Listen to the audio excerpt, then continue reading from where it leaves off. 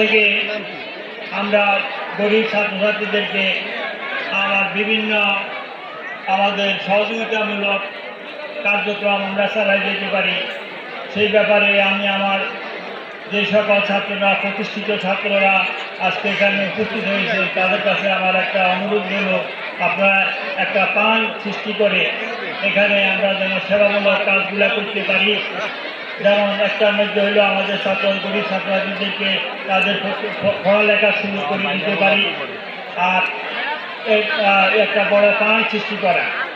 আর এর সাথে সাথে আমার আরেকটা অনুরোধ হলো, আমাদের এই 2 মাস হোক 3 মাস হোক একটা মেডিকেল ক্যাম্প এখানে করে জনসাধারণকে সহযোগিতা করবেন, তাদের চিকিৎসার সুযোগ করে দেবেন।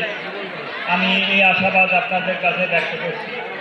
আর এরপরে আপনাদেরকে আমরা এখানে এনে দিয়েছি, আমরা আমাদের শক্তি যতটুকু ছিল তা দিয়ে আমরা প্রতিষ্ঠানকে এই পর্যন্ত এগিয়ে এনেছি।